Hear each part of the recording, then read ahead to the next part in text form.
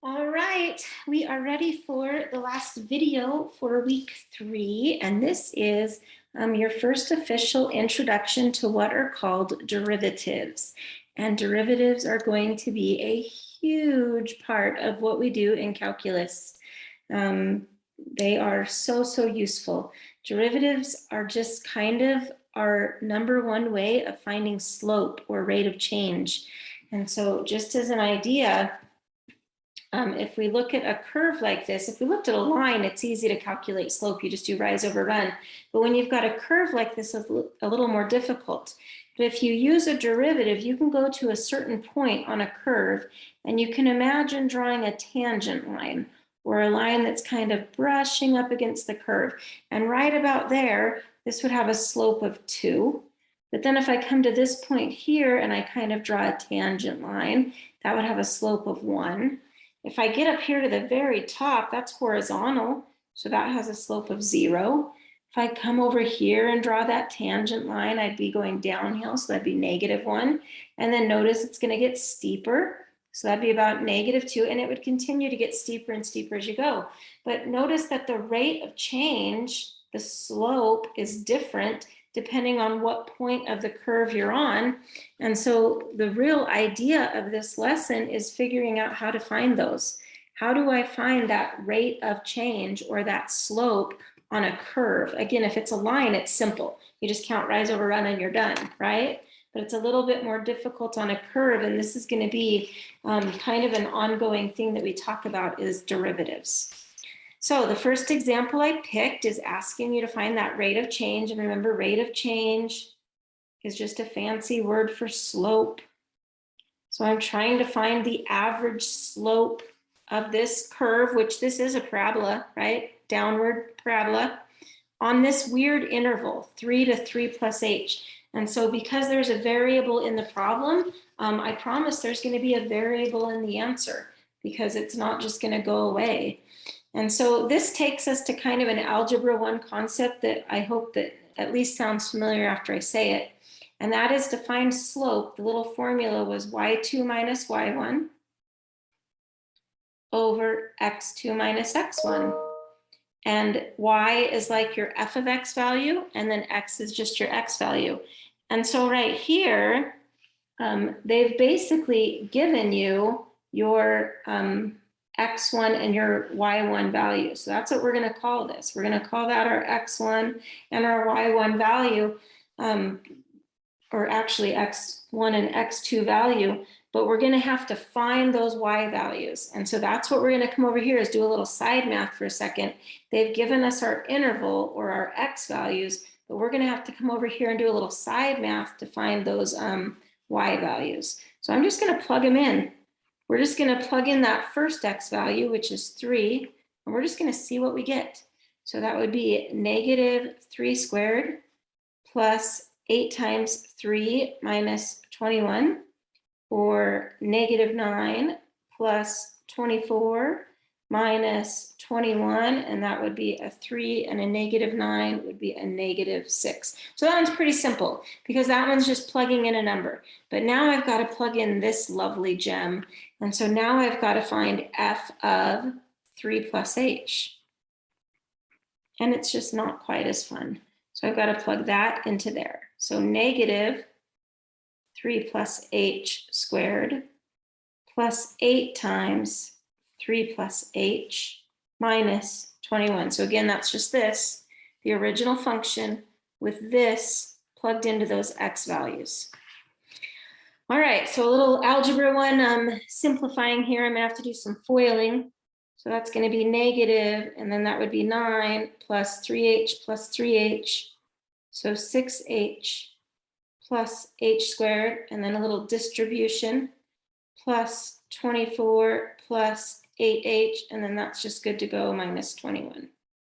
So that would be -9, distributing this negative in, minus 6h, minus h squared, and then just keep this, plus 24, plus 8h, minus 21, and then combining like terms, I'd have that -h squared, and then combining these would be a plus 2h, and then combining all of these would be a 3 and a minus 9 is a minus 6. Okay, now I have my x1, I have my x2. I just found my y1, and I just found my y2. And if you want to write that there, because that helps you do that. Okay, and then I'm just going to use this little algebra 1 formula. So I'm trying to find rate of change, which is slope. So y2 minus y1 over x2 minus x1.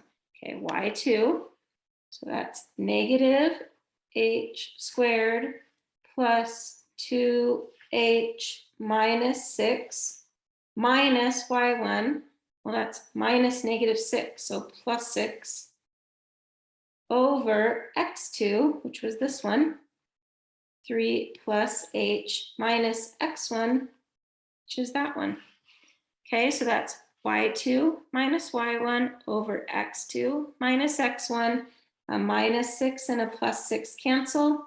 A positive 3 and a minus 3 cancel. So now I have negative h squared plus 2h over h. Notice all three terms can divide by h, leaving me a final slope or rate of change of negative h plus 2. So that would be my average rate of change or my average slope on this interval. And again, because that has a variable in it, you're going to get an answer with a variable in it. And so don't be afraid when that happens. That's normal. That's going to happen. Like, it's fine.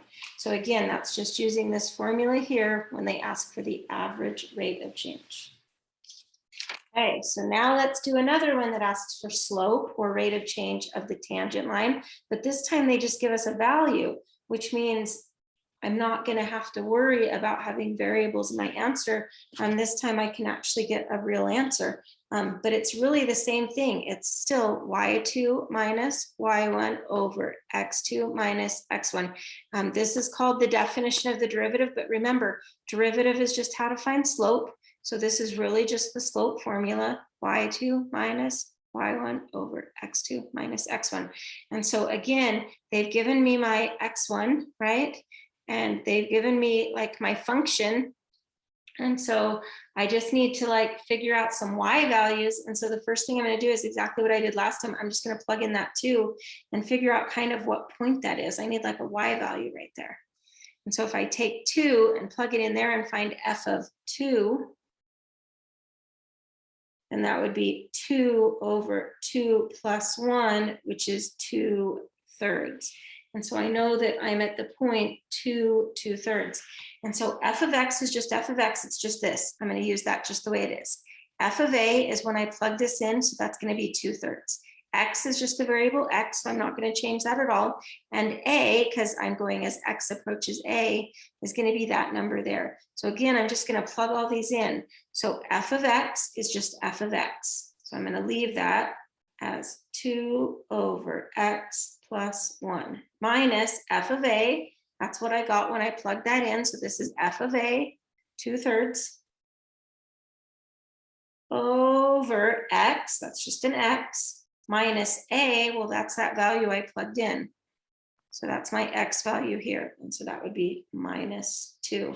Okay, and then I'm going to try to simplify this and see if I can actually find a slope this time. And it should be that this time I don't have variables in my answer. It should be that I actually get a slope. So this is just a big, huge mess. So I'm going to get common denominators up here. So I'm going to multiply this side by 3 and this side by the x plus 1. And that's going to give me 6 minus 2x, and then distributing that over, minus 2 over, multiplying these together. I can just probably leave that as 3 times x plus 1. And then over x minus 2. Okay, now I'm going to see what this is here. If I do 6 minus 2, that would be negative 2x plus 4. And so I can factor that and pull out that negative 2 times x minus 2 over 3 times x plus 1 over x minus 2. And notice that x minus 2 and that x minus 2. This ends up on the denominator, all of this. And so those x minus 2's actually cancel. Okay, and so this is good news because I'm trying to find the limit as x goes to a, right? And so that's my a value. That's what x is approaching is 2. So now I can just use direct substitution here. So I'm now finding the limit as x is approaching 2 of this simplified fraction, which is negative 2 over 3 times x plus 1. Okay, and just like we learned back in week 2, I can just use direct substitution now because I'm not going to have any problems. And so if I plug that 2 in, that would be 2 plus 1 is 3. And so that would just be negative 2/9. Okay, so on that one, I get an actual slope. I actually know the slope at 2. And so that's kind of fun. Notice that direct substitution would not have worked back here because a is a 2, and if I plugged a 2 in there, I get 2 minus 2 is 0. So that's why you had to simplify, just like we learned in week 2. Okay, had to, no choice.